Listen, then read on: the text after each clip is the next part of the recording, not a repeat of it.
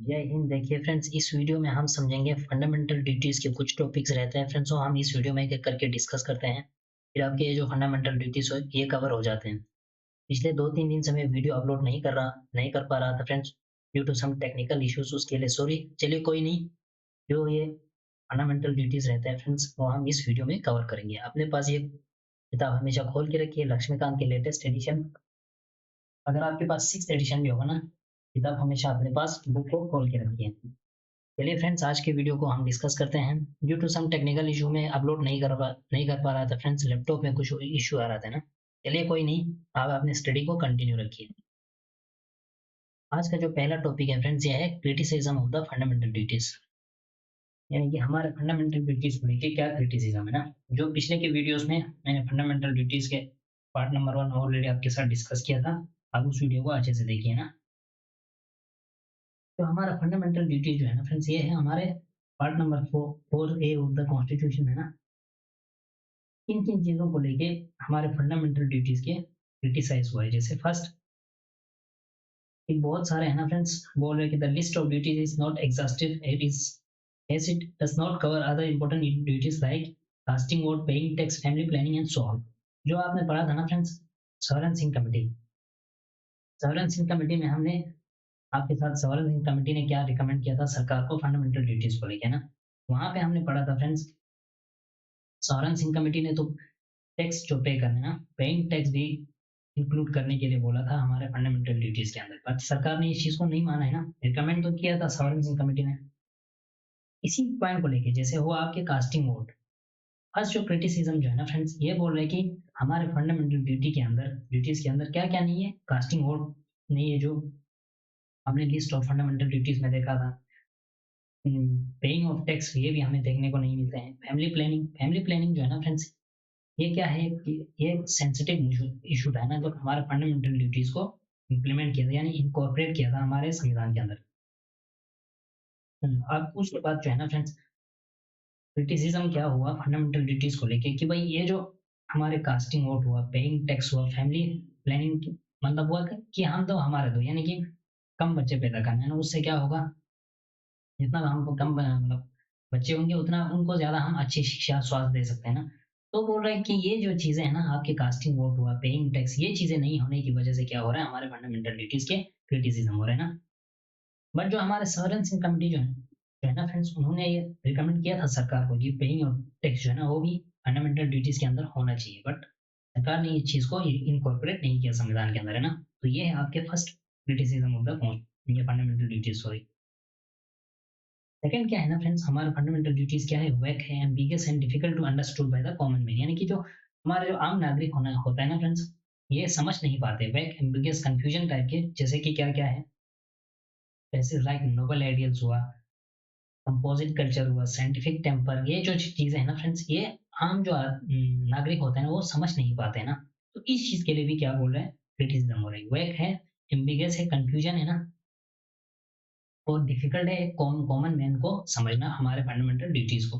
जैसे कि आपके नोबल आइडियल्स हुआ, नोबल आइडियल्स जो है ना फ्रेंड्स, ये अलग अलग नोबल आइडियल्स आइडियल्स हमें जब देखने को मिलते हैं हमारे फ्रीडम स्ट्रगल के अंदर है ना। कंपोजिट कल्चर और साइंटिफिक टेम्पर क्या है, इन चीजों को समझने में कॉमन मैन को थोड़ा बहुत डिफिकल्ट तो होता है ना। तो इस चीज को लेके क्या हो रहा है, क्रिटिसिज्म हो रहा है हमारे फंडामेंटल ड्यूटीज को। तो आपके थर्ड पॉइंट है ना फ्रेंड्स, ये क्या बोल रहे हैं, क्रिटिक्स क्या बिलीव करते हैं हमारे फंडामेंटल ड्यूटीज को लेके, as a code of moral precepts due to their non justiciable in character.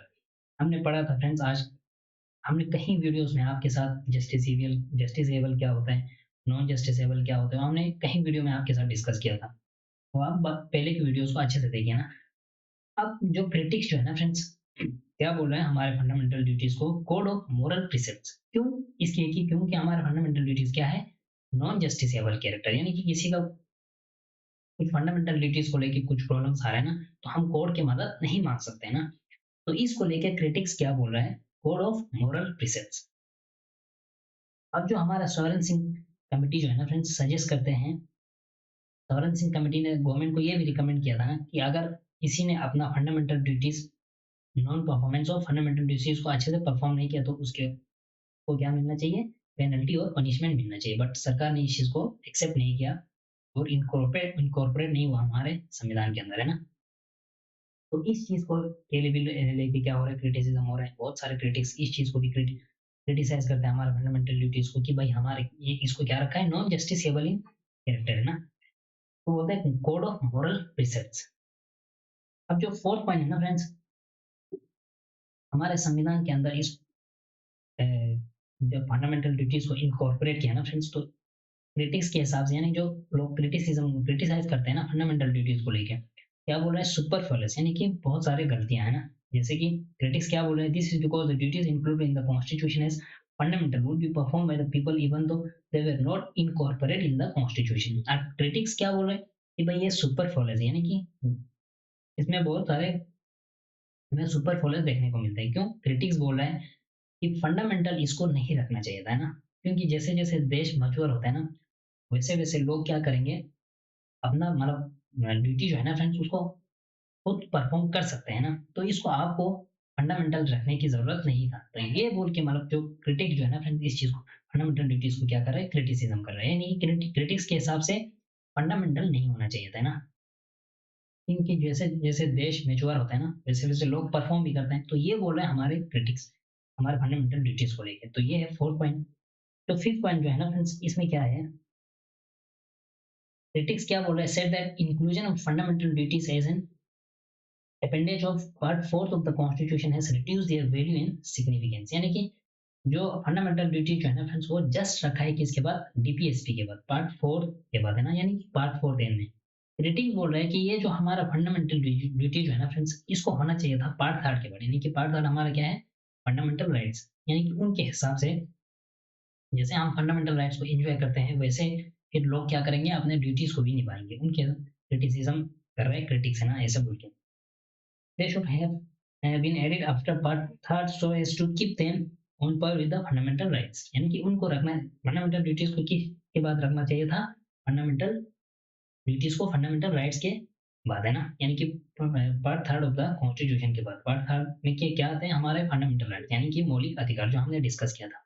अब क्रिटिक्स का क्या मानना है कि जो हमारे फंडामेंटल ड्यूटी जो है ना फ्रेंड्स, उसको रखना चाहिए था जस्ट फंडामेंटल राइट्स के बाद, है ना। यानी कि part third of the constitution के बाद।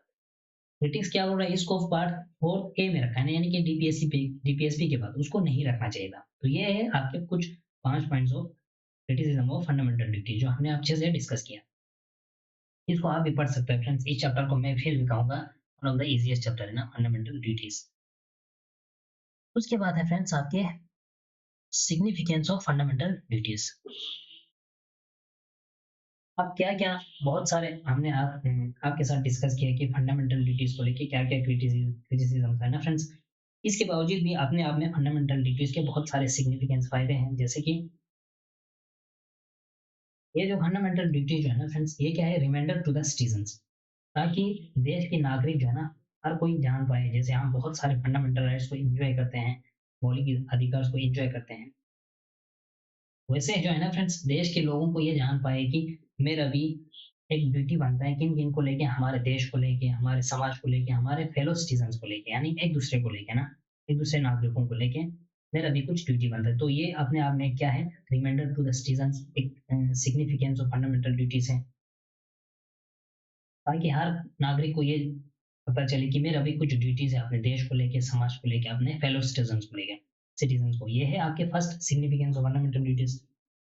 सेकंड क्या है ना फ्रेंड्स, दे सर्व एज वार्निंग। आप बहुत जो हमारे फंडामेंटल ड्यूटी जो है ना फ्रेंड्स, ये सब क्या सब करता है, ऐसे वार्निंग, जैसे कि एंटी नेशनल एक्टिविटी हुआ, एंटी सोशल एक्टिविटीज हुआ, जैसे है ना बहुत सारे।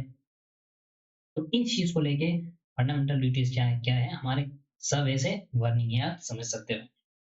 इसमें क्या होता है ना फ्रेंड्स, हमारा फंडामेंटल ड्यूटीज क्या है, हमारे नेशनल एंथम, नेशनल फ्लैग को रिस्पेक्ट है ना। तो इस चीज को, तो बहुत सारे एंटी नेशनल एक्टिविटीज या कोई एंटी सोशल एक्टिविटीज होते हैं ना, इनको क्या है, एक ऐसे वार्निंग है ना। तो ये है अपने आप में एक significance of fundamental duties. Third point क्या है ना फ्रेंड्स, सिग्निफिकेंस। ये जो हमारा फंडामेंटल क्या सब करते हैं, fundamental duties source of inspiration है ना, लोगों को इंस्पायर करते हैं हमारे फंडामेंटल ड्यूटीज को। जैसे अब ये जो फंडामेंटल ड्यूटी जो है ना फ्रेंड्स, ये क्या प्रमोट करते हैं, एक sense of discipline and commitment among them, यानी कि लोगों में एक दूसरे में क्या सेंस ऑफ डिसिप्लिन डेवलप करते हैं और कमिटमेंट डेवलप करते हैं, हमारे फंडामेंटल ड्यूटीज है ना। अब जो ये हमारे फंडामेंटल ड्यूटीज का क्या है ना friend, they create a feeling that citizens are not mere spectators but active participant in the realisation of national goals. जैसे कि हमारे बहुत सारे नेशनल गोल्स अचीव करना होता है, देश को आगे बढ़ाना बढ़ाना है ना, तो ये खाली सरकार का ही नहीं, लोगों को भी करना चाहिए ना। तो हम ऐसे स्पेक्टेटर्स नहीं, एक्टिव पार्टिसिपेंट होना है, सबको आना है, फिर देश हम आगे बढ़ा सकते हैं ना। तो ये हमारे क्या है, लोगों को क्या है ना फ्रेंड्स, फीलिंग डेवलप करते हैं देश को आगे बढ़ाने के लिए एक्टिव पार्टिसिपेंट्स के थ्रू है ना। खाली सरकार ही नहीं, लोग भी आएंगे तब जाके तो हम देश को बढ़ा सकते हैं ना। तो ये है अपने आप में एक सिग्निफिकेंस। अब इसमें इंपॉर्टेंट पॉइंट क्या है ना फ्रेंड्स, ये जो फंडामेंटल ड्यूटी जो है ना, ये हेल्प देते हैं हमारे कोर्ट्स को examining and determining the constitutional validity of law, कि भाई वो जो सरकार कुछ नियम कानून लेके आ रहा है ना, कि वो कॉन्स्टिट्यूशनली वैलिड है कि नहीं। जैसे कि 1992 में सुप्रीम कोर्ट ने क्या बोला था, if courts find that the law in question seeks to give effect to the fundamental duty, it may consider such law to be reasonable in relation to Article number 14 and Article number 19 and the save such law from unconstitutionality, है ना। यानी कि सरकार कोई नियम कानून लेके आ रहा है ना, आर्टिकल 14 को लेके, जो हमारा क्या है, मौलिक अधिकार, फंडामेंटल राइट्स है, राइट है। आर्टिकल 19 भी अपने आप में एक फंडामेंटल राइट्स है। अगर इन चीजों को लेके फंडामेंटल ड्यूटीज बन रहे हैं ना, सरकार नियम कानून लेके आ रहे हैं फंडामेंटल ड्यूटीज को इम्प्लीमेंट करने के लिए, है ना फ्रेंड्स। तो वो क्या होगा, रीजनेबल होगा ना। तो ये बोला था हमारे सुप्रीम कोर्ट ने, ऑनरेबल सुप्रीम कोर्ट ने 1992 में, कि फंडामेंटल ड्यूटीज को लेके आर्टिकल 19 और आर्टिकल 14 को लेके कुछ नियम कानून लेके आ रहा है सरकार, तो ये क्या होगा, रीजनेबल होगा, है ना। तो ये सरकार के नियम कानून को किससे बचाता है, अनकॉन्स्टिट्यूशनलिटी, है ना, ये आप समझ सकते हो। अब ये ना फ्रेंड्स, ये फंडामेंटल ड्यूटीज क्या है, इन्फोर्सिबल बाय लॉ, ये हमारे पार्लियामेंट के पास ये पावर होता है कि नियम कानून के थ्रू एनफोर्स कर सकते हैं बहुत फंडामेंटल ड्यूटीज।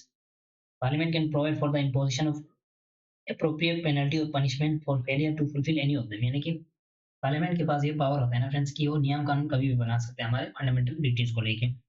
अच्छा, अब यहाँ पे और एक स्टेटमेंट है फ्रेंड्स, एच आर गोखले जी। एच आर गोखले जी कौन थे, हमारे लॉ मिनिस्टर थे जब देश के अंदर इमरजेंसी था 1975 में। इन्होंने बोला कि भाई हम इनकॉर्पोरेट करने जा रहे हैं फंडामेंटल ड्यूटीज को। क्यों, इनका स्टेटमेंट है कि क्योंकि देश में कुछ लोग जो है ना friends, so to anxiety to fulfill their fundamental obligations of respecting the established legal order, यानी कि जो उनका एच आर गोखले जी का क्या है ना, इनका स्टेटमेंट है कि कुछ लोग जो है ना फ्रेंड्स, वो देश के अंदर क्या है, एंजाइटी है सरकार के लीगल ऑर्डर को लेके, तो इसीलिए हम क्या करने जा रहे हैं, इनकॉर्पोरेट करने जा रहे हैं फंडामेंटल ड्यूटीज को, किसके अंदर, हमारे संविधान के अंदर। अब इससे क्या होना फ्रेंड्स, उनका उनका स्टेटमेंट क्या है, बहुत लोग मतलब एंटी नेशनल एक्टिविटी कर रहे हैं, अनकॉन्स्टिट्यूशनल एजिटेशन कर रहा है, तो इस चीज को लेके हम क्या करने जा रहे हैं, फंडामेंटल ड्यूटीज को इनकॉर्पोरेट करने जा रहे हैं ना। तो इन का कहना है, ये एच आर गोखले जी, ये आप स्टेटमेंट खुद पढ़ सकते हैं ना।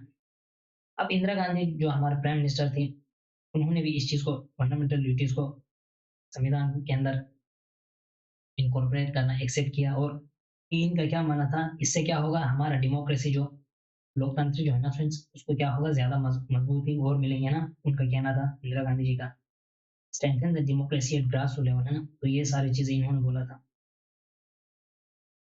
इससे क्या होगा, democratic balance by making the people conscious of their duties equally they are conscious of their rights. इनका क्या बोलना था, जैसे जैसे लोग इंजॉय करते हैं फंडामेंटल राइट्स को, वैसे वैसे लोग अपने ड्यूटीज को भी परफॉर्म करेंगे, तो क्या होगा, एक बैलेंस रहेगी, उनका कहना था इंदिरा गांधी जी का, है ना। तो उसके बाद क्या होता है ना फ्रेंड्स, अपोजिशन पार्टी ने भी स्ट्रॉन्गली अपोज किया हमारे फंडामेंटल ड्यूटीज को, जब इनकॉर्पोरेट किया सरकार ने। जैसे कि Janata government under the prime minister Morarji Desai ji, जब इन्होंने फंडामेंटल ड्यूटी, जब हमारे संविधान में इनकॉर्पोरेट हो रहा था ना फ्रेंड्स, तो अपोजिशन ने स्ट्रांगली अपोज किया। इस अमेंडमेंट में किया था 42nd constitutional amendment act of 1976 को, तो मैंने आज आपके साथ अच्छे से डिस्कस किया हुआ था ना। तब आप लगता था कि फ्रेंड्स अपोजिशन हमारे फंडामेंटल ड्यूटीज को संविधान से हटाएंगे, बट हमारे 43rd constitutional amendment act of 1977 और 44th कॉन्स्टिट्यूशनल अमेंडमेंट ऑफ 1978, उसमें उसमें भी कुछ फंडामेंटल ड्यूटीज को चेंज नहीं किया, ऐसे ही मतलब कंटिन्यू होने दिया ना। ऑपोजिशन ने भी फिर बाद में अपोज तो किया था पहले, बट फिर भी बाद में जब इनका सरकार आया तो कंटिन्यू रखा है ना। इनको भी लगा कि है ना, अपोजिशन को भी लगा बाद में जब इनका सरकार आया, तो ये फंडामेंटल ड्यूटीज क्या है देश के लिए जरूरी है, including fundamental duties in the constitutional, ये क्या है डिजायरेबल है ना। तो ये आप समझ सकते हो। इससे क्या होता है ना फ्रेंड्स, तो 2002 में 86th कॉन्स्टिट्यूशनल अमेंडमेंट एक्ट होता है, उसमें और एक फंडामेंटल ड्यूटीज ऐड होता है। आज के टाइम पे कितने हैं, 11 फंडामेंटल ड्यूटीज, वो तो हमने अच्छे से आपके साथ डिस्कस किया था ना। तो ये है friends significance of fundamental duties. उसके बाद आज का लास्ट टॉपिक है फ्रेंड्स, वर्मा कमेटी ऑब्जर्वेशन। अब वर्मा कमेटी ऑब्जर्वेशन क्या है वो आप देखिए।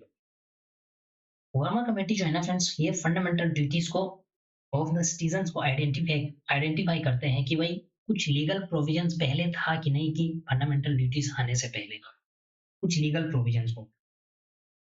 तो ये वर्मा कमेटी जो है ना फ्रेंड्स, ये क्या ऑब्जर्व करते हैं हमारे ड्यूटीज को लेके, कब 1999 में, कि पहले से ही इसके कुछ लीगल प्रोविजंस था कि नहीं, कि भाई हम क्या इम्प्लीमेंट करने जा रहे हैं फंडामेंटल ड्यूटीज को, जो इम्प्लीमेंट किया था सरकार ने, है ना। तो ये वर्मा कमेटी जो है ना फ्रेंड्स, इन्होंने कुछ पॉइंट्स को ऑब्जर्व किया जो हम डिस्कस करेंगे, कि वो क्या था, लीगल प्रोविजंस थे ना before the implementation of fundamental duties. जैसे कि आपके the prevention of insult to the national honour act 1971, ये क्या प्रिवेंट करते हैं, disrespect the constitution of India, national flag and the national anthem. तो भाई ये जो एक्ट पास हुआ था ना 1971 में, prevention of insult to the national honour act, उसमें जो है ना फ्रेंड्स, हम हमारे संविधान को लेके, हमारे नेशनल एंथम, नेशनल फ्लैग को लेके हमें क्या करना है, ऑनर देना है या रेस्पेक्ट देना है ना। तो ये होता है फ्रेंड्स जो हमारे fundamental list of fundamental duties के पॉइंट नंबर ए में मिलते हैं, कि भाई to avoid the constitution and respect to its ideal and institution, the national flag and national anthem. तो आप ये समझ सकते हैं ना फ्रेंड्स, इन्होंने ये ऑब्जर्व किया था कि 1971 में एक्ट पास होते हैं, जहाँ पे हमारे संविधान को लेके, हमारे नेशनल फ्लैग को लेके, नेशनल एंथम को लेके हमें क्या देना है, रेस्पेक्ट देना ना। तो ये है एक पॉइंट इन्होंने ऑब्जर्व किया था। सेकंड इन्होंने क्या ऑब्जर्व किया था ना फ्रेंड्स, वर्मा कमेटी ने, the various criminal laws in force provide for the punishment for encouraging enmity between different sections of people on grounds of language, race, place of birth, religion and so on। कि भाई अगर कोई है ना friends encourage करते हैं हमारे different section of, जो सेक्शन ऑफ पीपल जो है ना, उनमें दंगा फसाद करते हैं ना, आपके लैंग्वेज को लेके, रेस को लेके, प्लेस ऑफ बर्थ को लेके, रिलीजन को, वो क्या जाएगा, सब क्रिमिनल लॉस में जाते हैं ना। तो इस तरह से बहुत सारे प्रोविजन थे पहले। तो ये भी अपने आप में एक ऑब्जर्वेशन थे वर्मा कमेटी के। इसका क्या मतलब है ना फ्रेंड्स, ये भी हमारे हमारे लिस्ट ऑफ फंडामेंटल ड्यूटीज में हमें देखने को मिलते हैं, वो आप खुद पढ़ सकते हो फ्रेंड्स। पॉइंट नंबर ई में, to promote harmony and spirit of common brotherhood among all the people of India, transcending religious, linguistic and regional or sectional diversities, and to renounce practices derogatory to the dignity of women। यानी कि हमें महिलाओं के भी सबको क्या करना है, उनके डिग्निटी को इज्जत करना चाहिए ना। तो अपने आप में ये भी एक इन्होंने एब्जॉर्ब किया था कि भाई फंडामेंटल ड्यूटीज आने से पहले की और बहुत सारे हैं ऑलरेडी लॉस, है ना। उसके बाद है friends the protection of civil rights acts provide for the punishment for offence related to caste and religion, जो हमने अनटचेबिलिटी में आपके साथ अच्छे से डिस्कस किया था फंडामेंटल राइट्स में, वो आप वीडियो अच्छे से देखिए ना। वहाँ पे हमने अनटचेबिलिटी एक्ट में ये जो protection of civil right acts को अच्छे से डिस्कस किया था। ये भी था फ्रेंड्स ऑलरेडी पहले। इसका क्या मतलब हुआ, हमें क्या करना चाहिए, इसमें भी आप जब देखेंगे ना फ्रेंड्स, यहाँ पे फंडामेंटल ड्यूटीज की लिस्ट में वहाँ पे क्या है, कि जो हमें क्या करना चाहिए, कोई अनटचेबिलिटी जो प्रैक्टिस करते हैं ना फ्रेंड्स, उसको क्या होना चाहिए, पनिशमेंट मिलना चाहिए, किसी के कास्ट को लेके, धर्म को लेके, रिलीजन को लेके ना। तो ये सारी चीजें ऑलरेडी था जो वर्मा कमेटी ने ऑब्जर्व किया था। उसके बाद है friends Indian penal code declares the imputation and assertion prejudicial to the national integration as punishable offence. कि भाई हमारे नेशनल इंटीग्रेशन को लेके कोई प्रॉब्लम्स क्रिएट कर रहे हैं ना, तो उसको क्या मिलना चाहिए, सजा मिलना चाहिए। ये भी आईपीसी के आईपीसी डिक्लेयर करते हैं, बट ये भी हमारे फंडामेंटल ड्यूटीज के लिस्ट में आपको देखने को मिलेंगे ना। तो ये सारे मिलेंगे। Unlawful activities prevention act of 1967 provides for the declaration of communal organisation as unlawful association. यानी कि कम्युनल जो ऑर्गेनाइजेशन होते हैं ना फ्रेंड्स, जो समाज में प्रॉब्लम्स क्रिएट करते हैं, तो इसको क्या होगा, अनलॉफुल डिक्लेयर की जाती है। ये कब हुआ था, unlawful activities prevention act of 1967। ये भी अपने आप में एक ऑब्जर्वेशन था वर्मा कमेटी के हिसाब से। रिप्रेजेंटेशन ऑफ पीपल एक्ट में क्या होता है ना फ्रेंड्स, 1951 में अगर कोई मेंबर ऑफ पार्लियामेंट हो, संसद में हो, चाहे वो स्टेट लेजिस्लेचर के या कोई मेंबर होगा ना, अगर वो करप्ट प्रैक्टिस कर रहा है और है ना friends, that is सोलिसिटिंग votes on ground of religion or promoting enmity between different sections of people on grounds of caste, race, language, religion and so on। ये जो कंटिन्यू चलता है ना फ्रेंड्स, ये चीजें कि भाई कोई मेंबर अब धर्म को लेके, किसी की लैंग्वेज को लेके, किसी रेस को लेके, कास्ट को लेके वोट वोट मांग रहे हैं ना, तो इस चीज को क्या होगा, वो मेंबर डिस्क्वालीफाई किए जाते हैं ना। तो ये भी हमारे फंडामेंटल ड्यूटीज के एक ऑब्जर्वेशन थे वर्मा कमेटी के हिसाब से। रिप्रेजेंटेशन ऑफ पीपल एक्ट 1951 यही बोलता है कि फ्रेंड्स डिस्क्वालिफिकेशन होता है ऐसे मेंबर से ना, जो इस तरह की चीजों से फिर ये होता है, वोट्स मांगते हैं ना। तो ये है आपके 6.7 पॉइंट क्या होता है ना friends, wild life protection act of 1972 रोकते हैं कि चीज को trade in rear and endangered species, जो खत्म हो रहा है ना फ्रेंड्स, बहुत सारे स्पीशीज जो हम इंडेंजर्ड क्या हुआ, वल्नरेबल क्या हुआ, एक्सटिंक्ट क्या हुआ, हम ज्योग्राफी की क्लास में डिस्कस करते हैं। अब वहाँ पे जाके देखिए, और मैं इन्वायरमेंट के जब आपके साथ डिस्कस करूंगा ना फ्रेंड्स, वहाँ पे हम डिस्कस करेंगे। तो ये भी अपने आप में हमें देखने को मिलता है हमारी लिस्ट ऑफ फंडामेंटल ड्यूटीज में। वहाँ पे आप देख सकते हैं ना फ्रेंड्स, पॉइंट नंबर जी में, to protect and improve the natural environment including forest, lakes, rivers and wildlife and to have compassion for living creatures, वहाँ पे हमने अच्छे से डिस्कस किया था। उसके बाद लास्ट है फ्रेंड्स आपके फॉरेस्ट कंजर्वेशन एक्ट ऑफ 1980। ये क्या चेक करते हैं, इनडिस्क्रिमिनेट फॉरेस्ट को खत्म करना है ना, तो ये इस चीज को चेक करते हैं। तो ये सारी चीजें हमें फिर से हमारे फंडामेंटल ड्यूटीज को में देखने को मिलते हैं ना फ्रेंड्स। ये हुआ आपके फंडामेंटल ड्यूटीज के कंप्लीट चैप्टर। उसके बाद हम पढ़ेंगे friends amendment of the constitution next के वीडियो में। मिलेंगे नेक्स्ट वीडियो में, तब तक के लिए थैंक यू, जय हिंद।